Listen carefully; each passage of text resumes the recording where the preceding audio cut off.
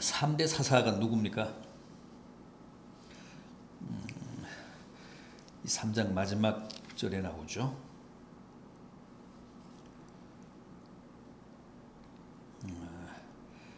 삼갈이었습니다. 에훗 후에는 아낫의 아들 삼갈이 있어 소모는 막대기로 블레셋 사람 600명을 죽였고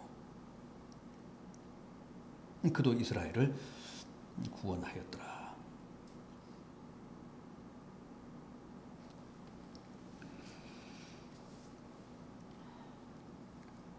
오늘은 이스라엘의 제 4대 사사가 나오는 4장입니다.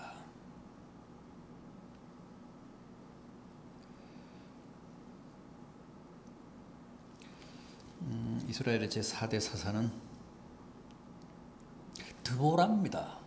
여장부입니다.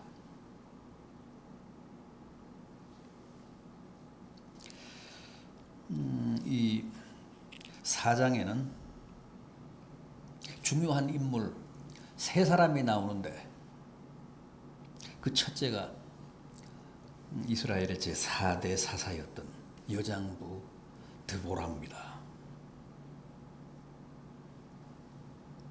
다음은 드보라가 지휘한 이스라엘 군대의 장관인 바락.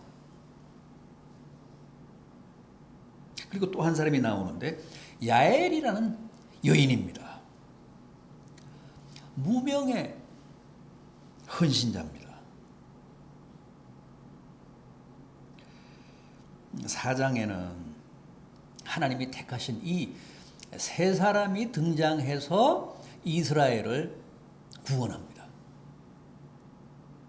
4장은 이 세 사람의 합작품입니다.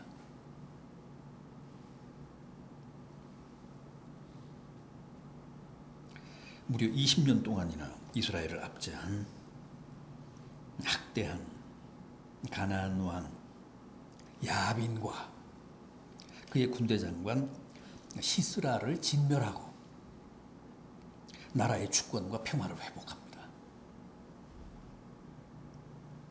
그리고 40년 동안 태평성대를 누리게 합니다.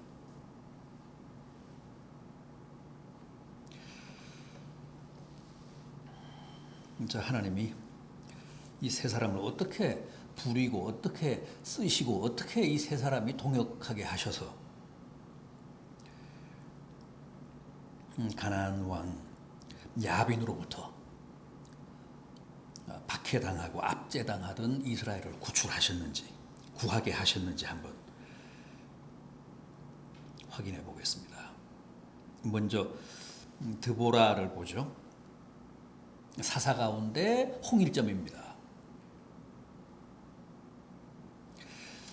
이스라엘 전체 역사를 볼 때도 사실 이 드보라만큼 영웅적이고 걸출한 여성 지도자는 없었던 것 같습니다.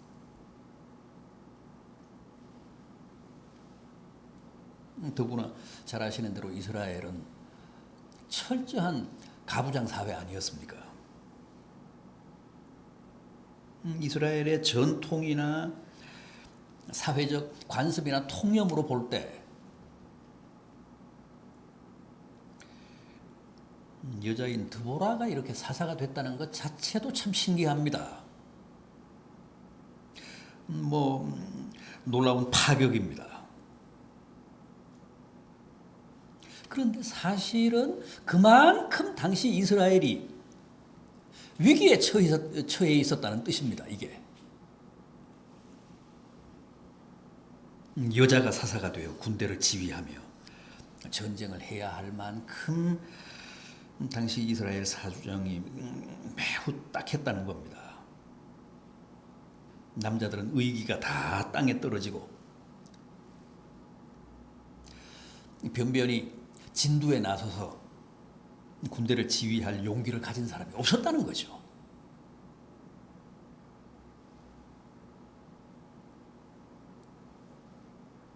그만큼 이스라엘의 분위기가 영 아니었다는 겁니다. 드보라가 바락에게 여호와께서 명하셨다. 그가 가나안 왕 야빈을 네 손에 붙이셨으니 나가서 용감하게 싸우라. 그렇게 하나님의 메시지를 전합니다. 그때 바락이 뭐라고 했습니까? 8절을 보십시오. 만일 당신이 나와 함께 가면 내가 가려니와 만일 당신이 함께 가지 아니하면 나도 가지 않겠다. 그 중에서는 그래도 가장 용감했다는 바락이 이 정도입니다. 드보라에게 당신이 나하고 같이 가면 내가 전장에 나가겠지만 당신이 가지 않으면, 당신이 나와 동행하지 않으면 나도 못 가겠다. 두려워서 발이 떨어지지 않는다. 뭐 이제 이런 얘기입니다.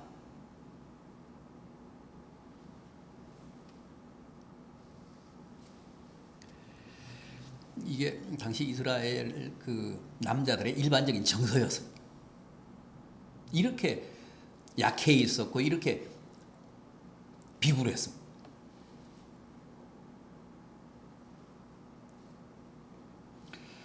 여러분, 하나님은 언제나 남자만 불러서 사사로 세우시는 게 아니었습니다. 하나님은 언제나 온 몸이 성한 사람만 불러서 쓰신 것은 아니었습니다. 드보라 같은 여자도 부르셨고 에훗 같은 오른손을 못 쓰는 장애인도 부르셔서 사사로 세우셨습니다.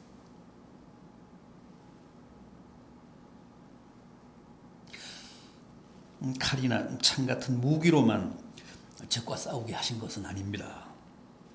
소모는 막대기로도 적을 무찌르고 이스라엘 구원하게 하셨습니다. 하나님이 역사하시면 그 누구도 그 무엇도 다 구원의 방편이 되고 구원의 도구가 될 수 있습니다.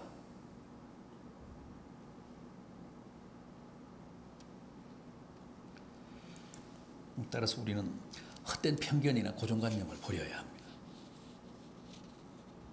여자는 안 된다거나 장애인은 안 된다거나 소모는 막대기로는 어림없다, 절대 안 된다고 생각해서는 안 됩니다. 그런 섣부른 단정은 적어도 하나님 앞에서는 금물이라는 것. 하나님은 뭐든 다 쓰십니다. 여자든 장애인이든 하나님이 함께 하시면 그 무엇으로도 못할 게 없습니다. 모든 남자들이 다 나약하고 비겁하며 꼬리를 감추고 있을 때 하나님은 이스라엘 전통이나 이스라엘 문화 속에서는 생소했던 여성 지도자를 세우셔서 남자들을 지휘하게 하셨습니다. 그렇게 하심으로써 그 사회와 그 역사에 큰 도전과 충격을 던지셨습니다. 하나님이 역사하시면, 하나님이 부리시면, 하나님이 동원하시면 여자도 얼마든지 지도자가 될 수 있고 남자들로 이루어진 군대를 진두지휘할 수 있다. 그 사실을 친히 보여주신 겁니다.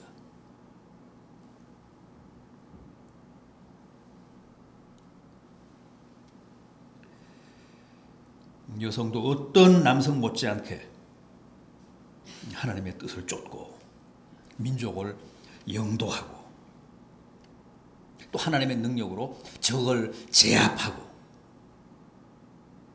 잃었던 주권과 평화를 되찾을 수 있다는 사실을 드보라를 통해서 확인시키신 겁니다. 우리는 드보라 얘기에서 사사였던 드보라를 통해 그 사실을 깨닫고 새삼 발견할 수 있어야 합니다. 다음은 바락을 한번 보겠습니다. 바락은 어떤 사람이었다고요? 드보라가 하나님의 명을 받들어서 임명했던 군대 장군이었습니다. 군대를 통솔하고 군대를 지휘하는 장관이었습니다.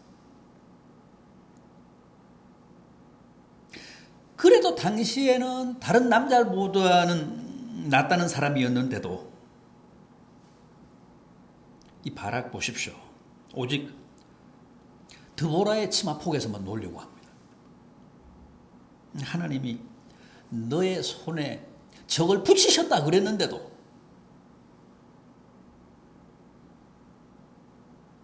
당신이 함께 가야 야빈의 군대 장관 시스라와 맞붙어서 싸우지, 그렇지 않고서는 갈 용기가 없습니다. 갈 용기가 안 납니다. 그래서 구절을 보면 드보라가 약속을 합니다. 내가 반드시 가주마. 내가 곁에 있으마. 그래서 출정을 한 겁니다.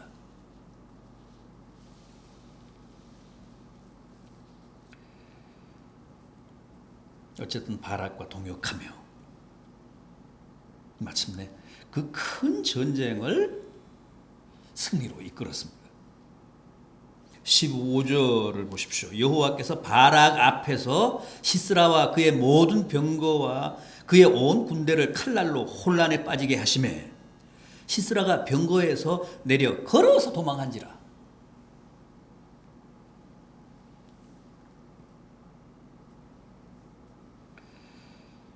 바락이 이렇게 적을 격퇴할 수 있었던 것, 드보라가 그의 곁에서 전해준 여호와의 말씀을 들었기 때문입니다. 거기에서 용기를 얻었기 때문입니다. 14절을 보십시오.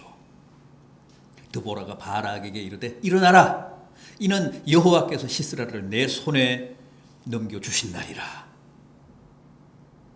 여호와께서 너의 앞서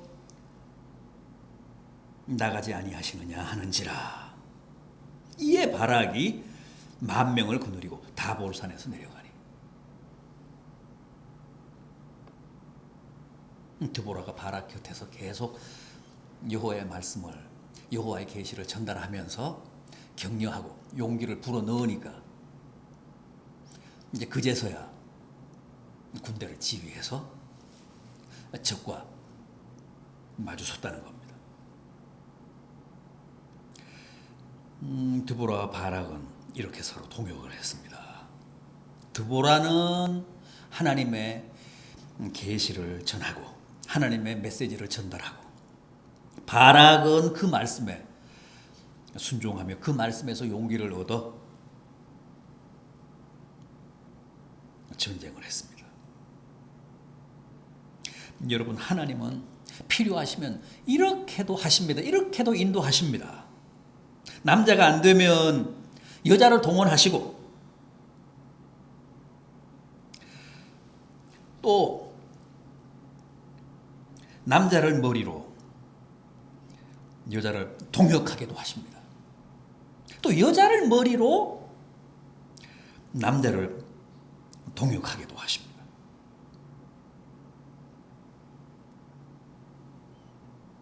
아무튼 하나님은 드보라와 바락을 통해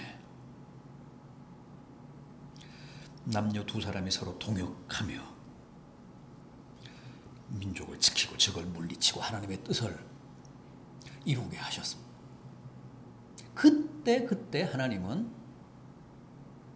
어떤 방식으로든 당신의 종들을 가장 적절히 조합하시면서 부리십니다. 그래서 그 싸움을 승리로 이끌게 하십니다.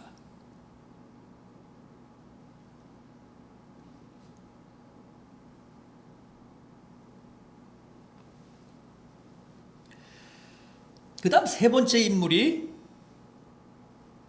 야엘이라는 여성인데, 쉽게 말하면 아주 평범한 주부입니다.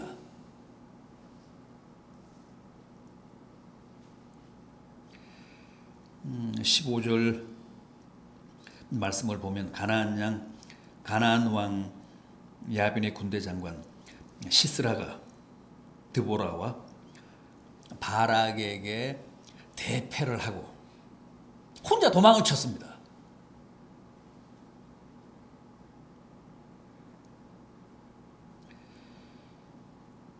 그러니까 이스라엘은 전쟁에서 크게 이겼지만 아직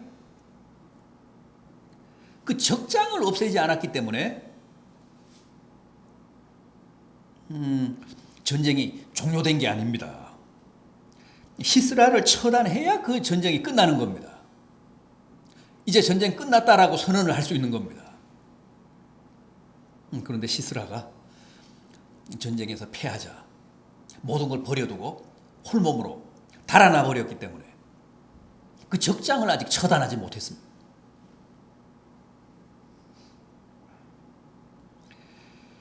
시스라는 어디로 갑니까?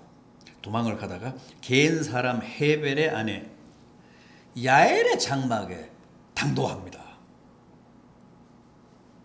그러면서 자기를 숨겨달라고 했습니다. 야엘은 그를 방으로 인도해서 안도하게 합니다. 걱정 마시고 쉬십시오. 푹 쉬십시오. 그러면서 이불을 뒤집어 씌웁니다. 얼마나 전쟁에 여러 날 시달렸으니까 피곤했겠습니까? 따뜻한 이불 안에서 골아 떨어집니다. 그때 야엘이 어떻게 했다고요? 21절을 보십시오. 그가 깊이 잠드니 헤벨의 아내 야엘이 장막 말뚝을 가지고 손에 방망이를 들고 그에게로 가만히 가서 말뚝을 그의 관자놀이에 박음에 말뚝이 꿰뚫고 땅에 박히니 그가 기절하여 죽으니라. 대단합니다.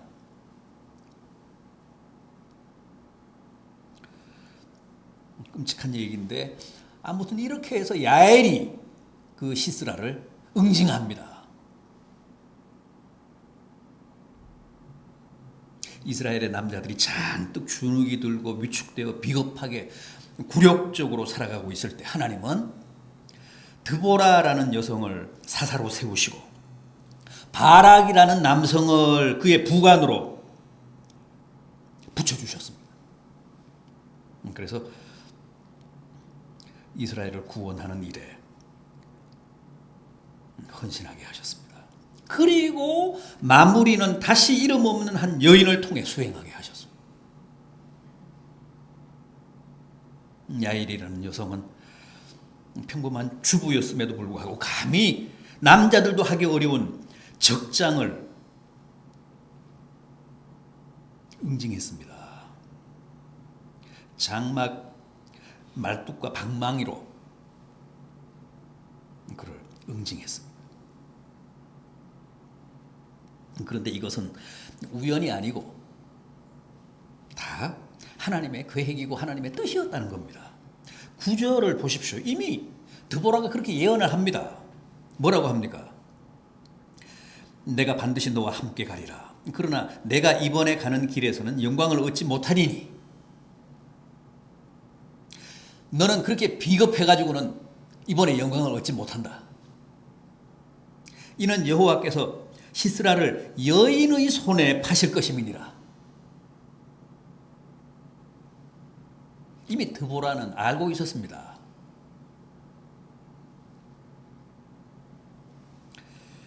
적장을 바락에게 하나님이 맡기시지 않고 이름 없는 한 여인인 야엘에게 맡기실 것이다.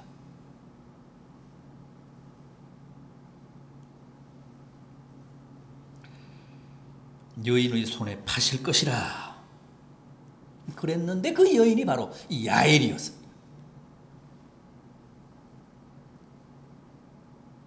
하나님이 시작과 마무리를 여성들로 하여금 담당하게 하신 겁니다. 남성은 그냥 그 과정에 동역자로 참여하게 하셨습니다. 여러분, 하나님의 일은 남자가 없다고 혹은 어떤 유능한 사람이 없다고 안 되는 것은 아닙니다. 하나님은 내가 아니면 또 다른 사람을 통해 그 일을 하십니다. 한 사람으로 안 되면 두 사람으로 하게 하시고, 두 사람이 안 되면 세 사람을 동원하셔서 그 일을 마무리하게 하십니다. 내가 없으면 안 된다거나 누가 없으면 안 된다거나 뭐 그렇게 생각하시는 것은 그건 오산입니다. 그게 꼭 필요한 일이면 어디서든 또 누구를 동원하셔서든 하나님은 그 일을 꼭 이루십니다. 보십시오. 여기 4장에 등장하는 드보라, 바락, 야엘은 성격이나 기질이나 무슨 배경이나 신분이 다 달랐습니다. 그런데도 하나님이 이렇게 조합을 하셨습니다. 꼭 필요한 사람들을 꼭 필요한 때에 부르시고 동원하셔서 하나님의 뜻을 완전하게 완벽하게 이루게 하셨습니다. 하나 되게 하셨고 동역하게 하셨고 마침내는 하나님의 구원 사역을 온전히 이루게 하셨습니다. 각각 달랐던 이 세 사람의 동역의 결과를 보십시오. 마지막 24절입니다. 이스라엘 자손의 손이 가나안 왕 야빈을 점점 더 눌러서 마침내 가나안 왕 야빈을 진멸하였더라.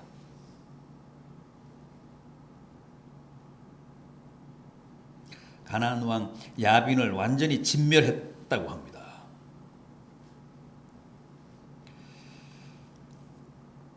몰라서 그렇지 기도도 우리가 개인적으로 하기보다는 정말 뜻을 같이 해서 합심해서 하면 위대한 기적을 이룹니다. 사역도 마찬가지입니다.